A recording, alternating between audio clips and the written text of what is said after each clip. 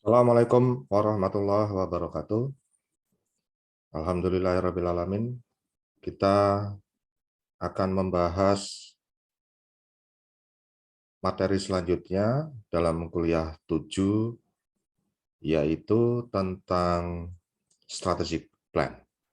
Jadi ini merupakan inti dari perkuliahan di tengah semester awal. Ya. Baik, kita langsung mulai saja. Seperti biasa, nanti materi akan saya share di grup.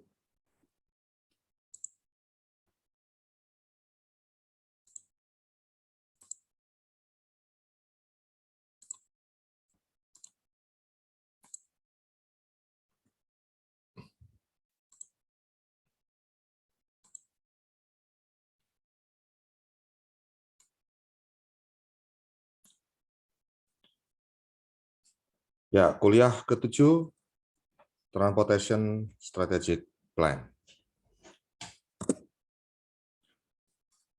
Dalam slide pertama ini disampaikan bahwa perencanaan transportasi itu sifatnya vital.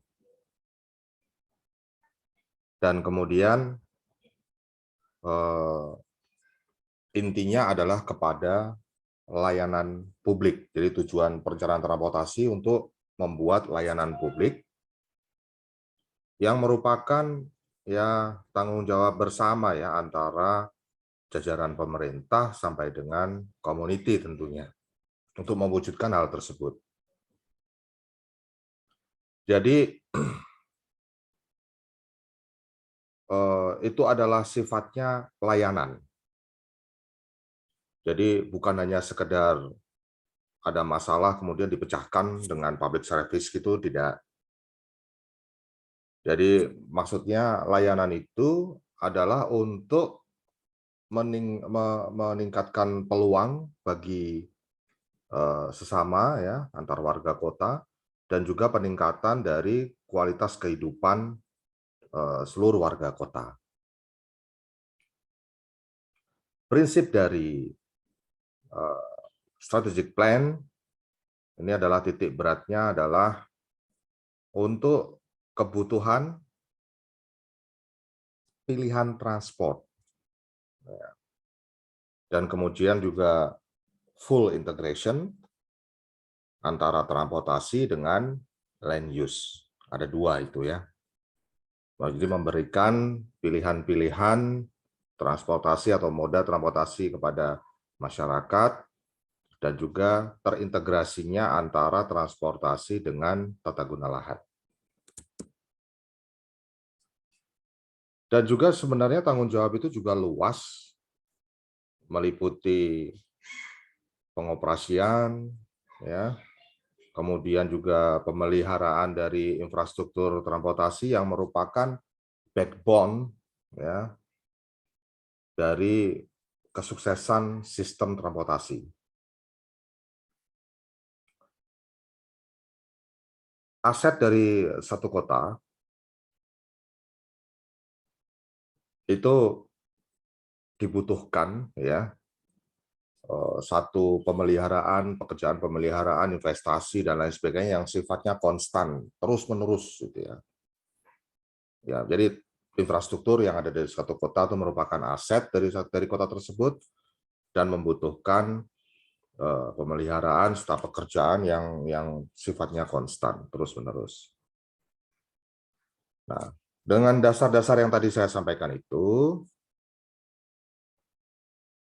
kebijakan transportasi itu akan diarahkan kepada kenyamanan, keamanan, dan efisiensi dari pergerakan orang, barang, serta layanan.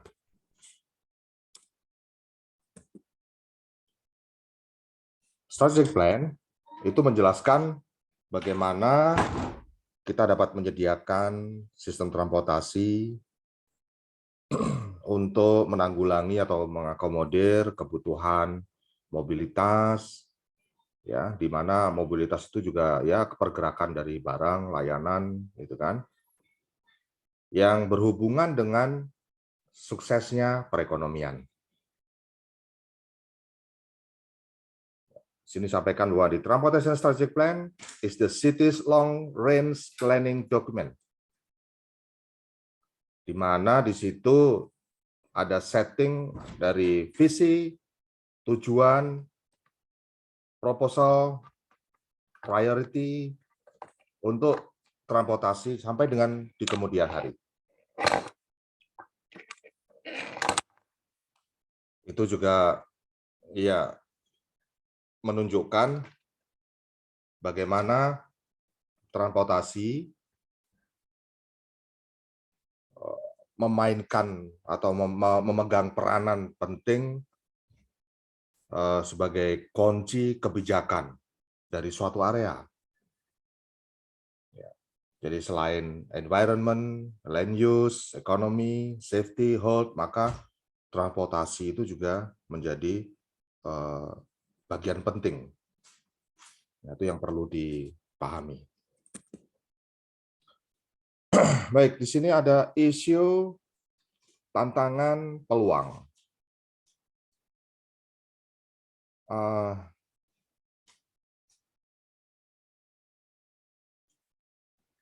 Masalah utama adalah dalam transportasi tentunya congestion, kemudian lingkungan, dalam hal ini meliputi climate change, safety, and health. Nah, itu yang berkutat dalam masalah kebijakan transportasi, kebijakan satu kota itu seperti itu. Dan itu semua nanti akan mempengaruhi keputusan dari masyarakat dan untuk memilih moda serta terjadinya pola dari perjalanan. Yang tidak punya mobil atau yang ingin ya mengurangi penggunaan mobil gitu ya, mungkin akan merasakan bahwa untuk bertransportasi jadi susah gitu ya, jadi sulit gitu. Nah, tentunya hal ini dalam strategic plan itu harus diakomodir dan dicarikan solusinya supaya sistem transportasi yang disediakan itu memang dapat mengakomodir mobilitas. Ya, itu intinya seperti itu.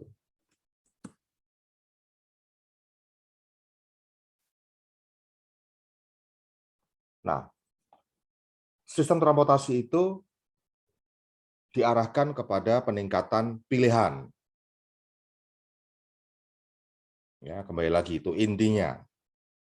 Memang berarti dengan adanya pilihan itu bukan hanya sekedar moda, tapi juga mungkin pilihan waktu, nah itu ya, pilihan tarif, banyak ya. Jadi bukan berarti kemudian memperbanyak moda, hanya itu saja bukan. Dan kemudian harus diperhatikan pula dalam implikasinya, itu adalah operasi dan pemeliharaan dari sistem. Ya. The strategic plan is made up of strategies and objectives to manage, maintain, and finance the transportation system in ways that are responsive to local needs, innovative, provide value for money, and which are sustainable. Nah, ini ya. Ini yang barusan saya bacakan ini merupakan inti ya. Ini ya, bagian-bagian penting yang harus dipahami. Tentunya tujuannya adalah promote a balanced transport system. Balance yang seperti apa? Yang memberikan pilihan yang sustainable dalam perjalanan, baik itu asal tujuannya meliputi kota dan lain sebagainya ya, intinya di dalam kota, yang terintegrasi dengan hal-hal lain ya dalam area kebijakan, tentunya berhubungan dengan environment, health, safety, economic well-being, land development. Ya, banyak di sini yang diulang-ulang ya, banyak di sini yang diulang-ulang. Maka itu menjadi key point. Ya, kebijakan itu seperti apa? Transportasi memiliki bagian untuk kehidupan dari manusia. Kemudian juga ada kebutuhan yang beraneka ragam serta prioritas-prioritas. Nah, pendekatan secara holistik dari transportasi itu ada beberapa ya, ini ya yang ada di sini ya, yaitu mencari peluang peningkatan dari aksesibilitas dan mobilitas. Kemudian yang kedua,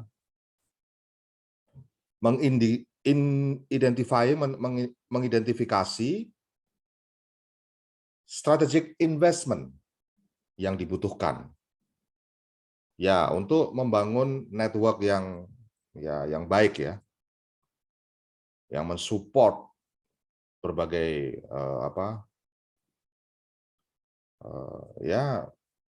moda transportasi dan sebagainya. Kemudian increasing the safety and security, promoting the efficient management and operation. Lalu masih ada lagi memastikan bahwa pemeliharaan dari infrastruktur itu berjalan baik. Kemudian juga masalah funding, ya. Lalu perhatian kepada jalannya ekonomi kota, di mana di situ ada competitiveness, efisiensi, dan yang paling penting adalah job creation. Yang nomor 8, protecting and enhancing the environment by promoting sustainability, efficiency, energy conservation. Lalu, establishing land use pattern, kepadatan, campuran, ya, yang nantinya juga akan mengurangi kebutuhan untuk perjalanan. Jadi bagaimana supaya ya perjalanan itu nggak terlalu jauh-jauh juga gitu ya. Nah itu makanya land use-nya juga perlu ditata dan support mendukung pejalan kaki, pesepeda, dan penggunaan utamanya angkutan umum. Lalu juga implementasi transport demand strategis dan pengukuran performance. Nah, ini paling penting nih. Pengukuran performance itu harus tiap hari bahkan, supaya tahu bagaimana kualitas dari jaringan yang dilaksanakan, yang di dalamnya dilaksanakan kebijakan, suatu kebijakan transport. Oke, ini adalah ini masih penjelasan lagi ya hubungannya strategic plan dengan lingkungan, kemudian land use gitu ya, sustainability. Bicara sustainability pasti terkait lingkungan ya. Oke. Nah, berikutnya di sini ada the transportation principles. Jadi kembali lagi ditegaskan bahwa transportasi itu adalah key influence very many aspects of our lives. Nah, ini ya jelas sekali. Jadi kalau kota itu kan yang terjadi di kota itu kan adanya ya pekerjaan, kemudian juga penghidupan gitu ya. Sampai dengan terjadinya barangkali juga ada kriminal, banyak ya masalah di dalam kota itu. Lalu lingkungan, kemudian ya upaya untuk selalu mengakomodir gitu ya, untuk dapat mengakomodir kondisi ya dan livability kepantasan, kenyamanan untuk kehidupan neighborhoods, kemudian juga kondisi town center, gitu ya. Makanya satu sistem transportasi itu plan, improve, and operated, ya, itu menjadi hal yang pokok supaya dapat menghasilkan satu dukungan terhadap masalah-masalah perkotaan yang ada. Nah, ada 6 prinsip ya yang dikembangkan untuk menuju ke sistem transportasi yang bagus yang mendukung kota. Yang pertama, efektif dan efisien. Nah, manajemen network. Nah, untuk bisa memanage network, ya harus mengetahui network itu apa. Ilmunya network itu ada. Ya, mulai dari tipologi, kemudian juga connectivity, ukuran-ukurannya lain banyak banget. Mudah-mudahan sih suatu saat ada mata kuliah tentang network ya, karena ini sangat penting sebenarnya. Dan bagaimana mengukur efektivitasnya dan efisiensinya. Lalu more travel choice, baik itu sifatnya moda, waktu, tarif, itu bisa. Seperti yang tadi saya sampaikan ya. Lalu safer, healthier communities, successful local economies, protection of our built and natural environment, transportation integration. Nah, integrasi transportasi ini juga ada ilmunya, juga ada pengukurannya, ada parameternya. Mudah-mudahan juga ada nanti ya yang membahas masalah ini untuk transportation integration. Nah, prinsip-prinsip itulah yang nanti terkandung di dalam strategic plan. Gitu ya. Nah, ini adalah contoh visi dari suatu kota. Efficient, equitable, safe, sustainable. Baik, ini kemudian masih ada hubungannya dengan land use gitu ya. Lalu city transportation planning will support safe, livable, healthy communities, good access, education, services, recreation.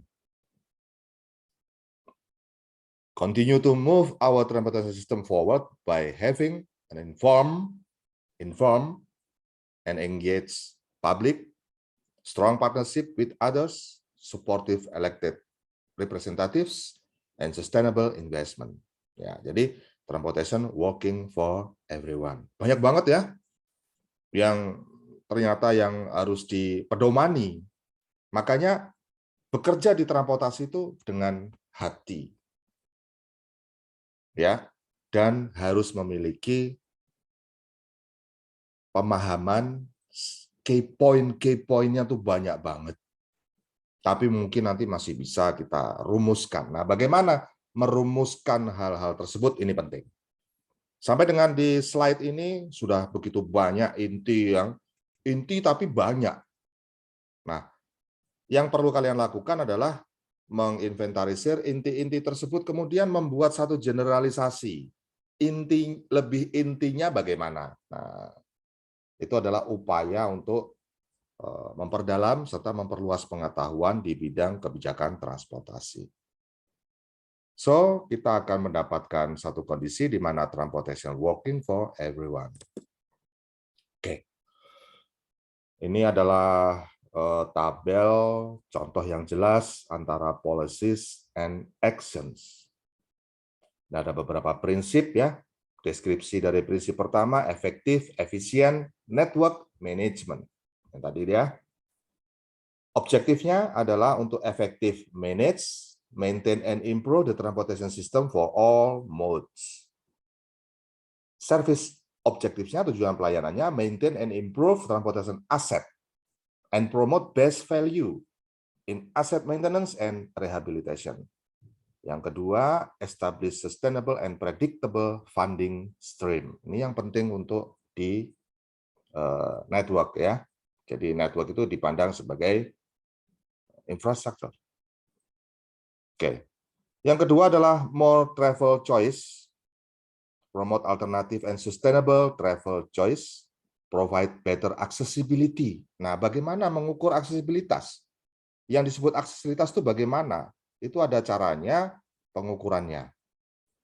Ya, untuk pekerjaan, ke education, sesuai dengan trip purpose yang dibuat oleh masyarakat. Tujuan pelayanannya adalah improving walking and cycling opportunities. Kemudian improving transit. Transit itu angkutan umum ya, sistem angkutan umum. Kemudian juga protect and improve transportation infrastructure. Integrate behavioral change initiative. Kemudian prinsip yang ketiga tadi, safer, healthier communities. Kemudian ini di sini ada beberapa tujuan ya, untuk bagaimana supaya bisa meningkatkan hal ini. Ada 6 ini ya, service objektifnya.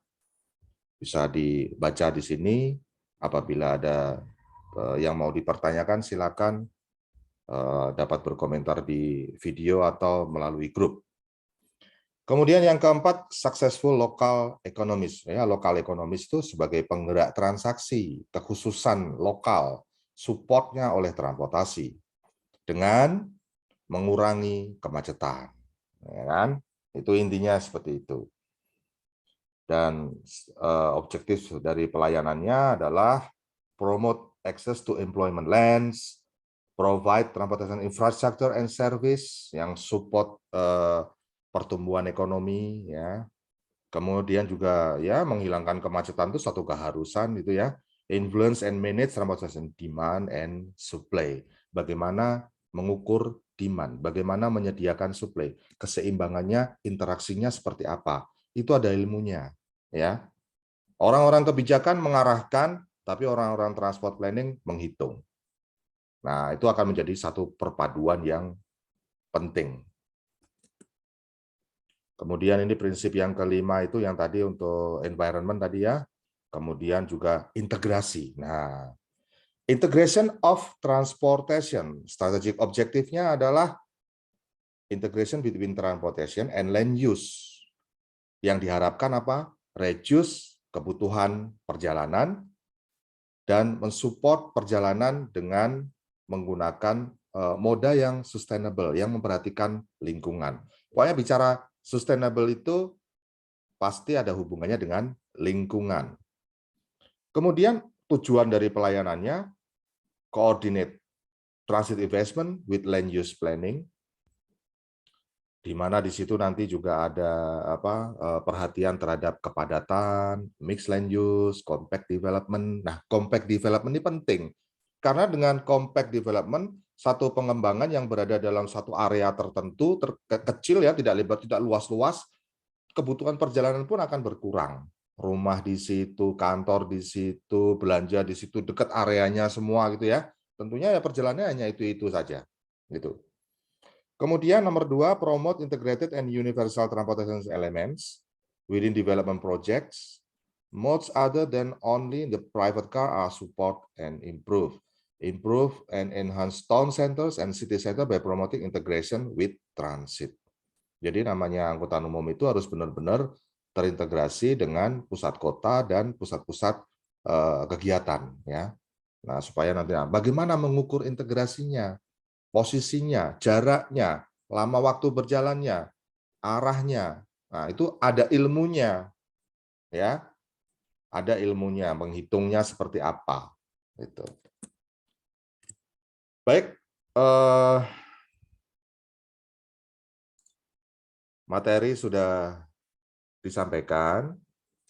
Ambillah inti-intinya dan persiapkan untuk ujian berikutnya tentunya ya.